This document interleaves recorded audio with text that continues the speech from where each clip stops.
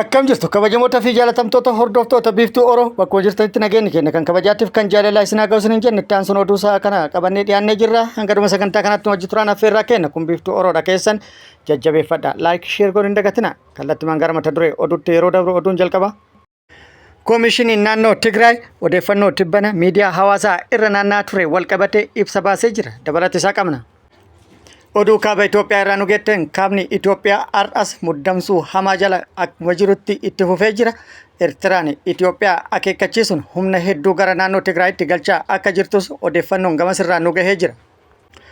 Oolmaa Oromiyaatiin lolli Oromiyaa bakkoota garaagaraatti loltoota mootummaatiif waraana bilisummaa Oromoo gidduutti deemaa jiru. Akkuma itti fufeetti jira waraanni bilisummaa Oromoo bakkoota garaagaraatti lola deemaa jiru irratti injifannoo kan argate akka ta'e ibsee jira. Mootummalleen gama isaatiin duula bal'aa woboo balleessuu gaggeessaa kan jiru akka ta'e beeksisee jira. Oduu biyya alaatiin Puuntlaand doonii meeshaa waraanaa feete kan Somaaliyaa takka to'attee jirti. Kun immoo muddamsuu hamaa gidduu isaaniitti uumee jira.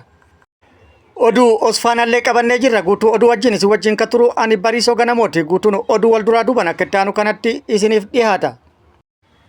Koomishiniin poolisii naannoo Affaar ibsa baaseen odeeffannoowwan tibbana fuula feesbuuka isaa irratti maxxanfamaa jiran ergaa yookaan yaada koomishinichaa akka hin taane ibsee jira. Koomishiniin naannoo Affaar poolisii naannichaa tibbana miidiyaa hawaasaa irra naanna'aa ture Adam Ahmed jedhamu akka ta'e lafa hojii isaanii irraa gara diinatti makamee jira. Akkasumas fuulli feesbuukii koomishinichaas harka ogeessa diinatti makamee jira jedhamee akka ture ibsee jira.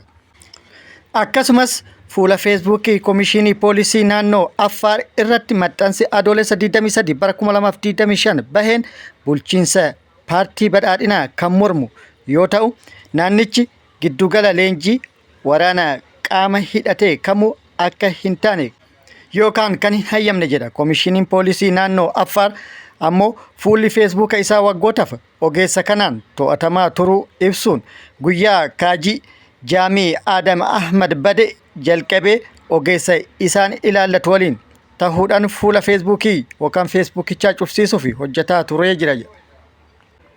Fuulli feesbuuka isaa erga cufamee boodas namni dhuunfaa kun deebisee banuun ergaawwan hin barbaachifne yaada dhuunfaa isaa irratti tamsaasuu danda'ee jira jedhee jira.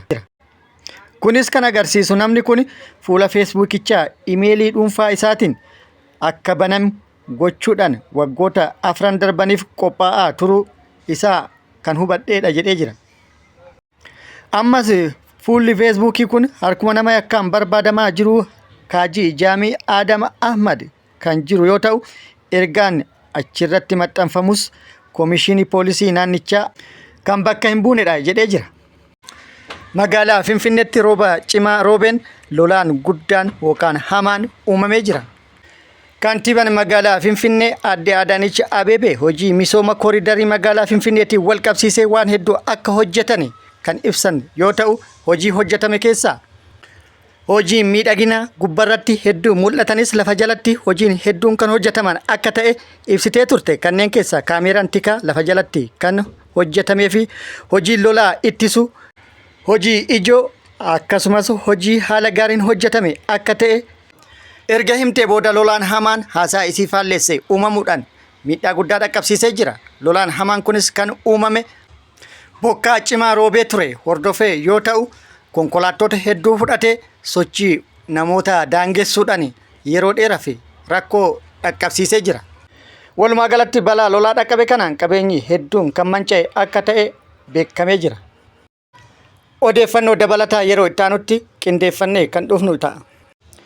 Oduun itti aanu oduu kaaba Itoophiyaa irraa nu geette. Oduu kaaba Itoophiyaa irraa nu geette lolli kaaba guyyaa dheengaddaa jalqabee guyyaa kaleessaa itti oolee jira.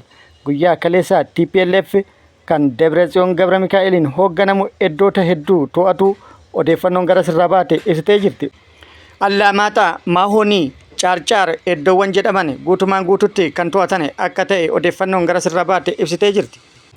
Haleellaan raawwataa jiruun TDF naannoo Tigraay guutumaan guututti dursee to'atuuf karoora kan qabu akka ta'e kan himame yoo ta'u gara biraatiin immoo pirezidaantiin Eertiraa Itoophiyaa akeekkachiisuun waraana isaa gara Tigraayitti galchaa kan jiru akka ta'e himamee jira.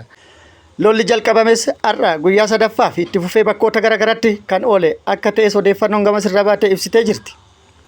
Oduun itti aanu oduu oolmaa Oromiyaati. Oduu oolmaa Oromiyaati. Lolli Oromiyaa bakkoota garaagaraatti loltoota mootummaatii fi waraana bilisummaa Oromoo gidduutti deemaa jiru akkuma itti fufetti jira.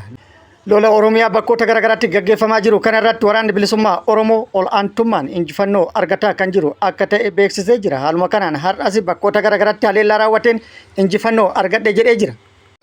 Waraanni bilisummaa Oromoo zoonii kibba baha Oromiyaa Arsii bahaa aanaa Muneessatti mooraa waraana mootummaa irratti haleellaa raawwatee miidhaa dhaqqabsiisuun injifannoo argadhe jedhee jira. Haleellaa kana kan raawwate aanaa Muneessaa ganda Odaa Leencaa jedhamu keessatti mooraa waraana mootummaa argamu irratti yoo ta'u, waraana mootummaa yeroo dheeraa mooraa kana maandheeffatuun hawaasa nagaa irratti miidhaa garaagaraa dhaqqabsiisaa ture irratti halkan edaa adoolessa 23,2025 mooraa waraana mootummaatti dhaqee itti marsuun itti cabsee seenuudhaan haleellaa raawwateen loltoota mootummaa 3 battalumatti addunyaa kanarraa godaansise, 2 immoo madoodhaan adabee, 4 immoo fayyatti harkaan qabuun kan hafte immoo mooraa keessaa baqachiisuun akka bittinneesse odeeffannoon gama sirraa baatee ibsitee jirti. Meeshaa waraanaa hedduus kan hiikkate akka ta'e odeeffannoon nu gahee jira. Akkasumas lixa Oromiyaa bakkoota garaagaraatti haleellaa humnoota mootummaa irratti raawwateen injifannoo kan argate akka ta'e beeksisee jira. Qeellam Wallaggaa aanaa Yaamaa Loogii ganda Akuukoo iddoo addaa Mucoo jedhamutti adoolessa 21,2025 haleellaa raawwateen milishoota hojiin ala taasisuun akkasumas tokko jiratti kan harkaan qabe akka ta'e odeeffannoon nu gahee jira. Guyyama kana achuma lixa Wallaggaa aanaa Mana Sibuu ganda Gomboo Qilxuu Jaalee jedhamutti haleellaa raawwateen 2 addunyaa kanarraa godaansee hedduu kan madeessise akka ta'e odeeffannoon nu gahee ibsee jira.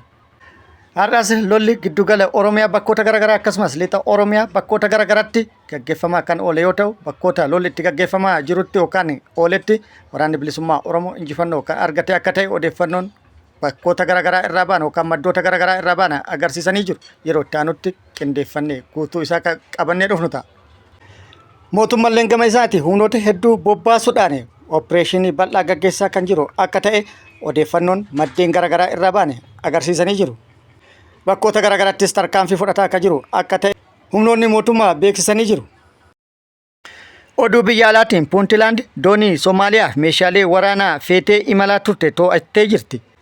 Bulchiinsa Soomaaliyaa keessaa takka kan taate Puuntilaand doonii meeshaalee waraanaa ol aanaa mootummaa Soomaaliyaa Tarkii irraa bitate to'achuun qaamolee lamaan gidduutti falmii hamaa uumee jira. Soomaaliyaan bulchiinsa Puuntilaand doonii meeshaalee waraanaa feetee turte tibbana to'achuun isaa sarbama heera mootummaa biyyattii fi yakka galaana irraa raawwatte jechuudhaan himatee jira. Ministeerri beeksisa mootummaa federaalaa Soomaaliyaa ibsa baaseen dooniin to'atamte meeshaalee waraanaa haaluma waliigaltee walta'iinsa waraanaa Tarkii waliin taasifametti qabeenya buufata leenjii waraanaa Tarkisom kan ta'edha jedhee jira. Aangaa'onni biyyattii meeshaaleen fe'amanii turan seera qabeessa fi kan seerota biyyattiitii fi idila addunyaas hordofan jedhanii jiru. Oduun itti aanu oduu ispoortiiti. Oduu ispoortiitiin Osfaanaa irraa odeeffannoo gabaabduu qabannee jirra. Feestivaaliin Federeeshinii Ispoortii Oromoo Ameerikaa Kaabaa Osfaanaan adoolessa 26 hanga hagayya 2025tti kan gaggeeffamu ta'uu beeksifamee jira. Kana jechuun har'a guyyaan 24,2025 adoolessa jechuudha. Guyyaa tokko booda kan jalqabu adoolessa 26,2025 kan eegalu yoo ta'u, qophiin gahaan taasifamaa jiraachuu koreen qindeessituu Osfaanaa beeksisanii jiru. Koree qindeessituu Osfaanaa keessaa tokko kan ta'an dura teettuun waldaa hawaasa Oromoo Siyaatil aadde Habiibaa Diidaa akka jedhanitti Siyaatil giddugala turizimii waan taateef qophii Osfaanaa bara 2025 akka qopheessitu carraan kan kennameefi jettee jirti.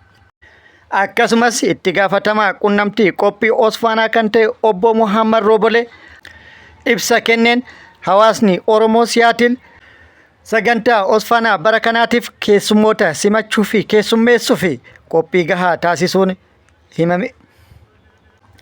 Qophii gahaa taasisanii jiru jedhee jira. Dorgommichi bara kana garee 30 ol gidduutti kan gaggeeffamu akka ta'e ibsuudhaan koreen qindeessituun sagantichaa ispoortiin jaalalaaf walitti dhufeenyaaf tokkummaaf akka ta'e ibsuudhaan kaayyoon Osfaanaallee Oromoota walitti fiduu fi wal barsiisuuf Oromoota gidduutti tokkummaa uumuu fi akkasumas hariiroo cimaa uumuu fi akka ta'e himanii jiru. Kabajamoota fi jaalatamtoota hordoftoota biiftuu Oroo oduun ammaaf qabadde kan hanga ammaa kana guutuu oduu wajjin kan ture Ambariisoo Ganamooti. Hanga yeroo itti aanutti deebinee wal agarrutti nageenyi Rabbi isiniif haa baay'atu. Nagatti nu turaan immoo hawwii kenna. Nagatti nu tura.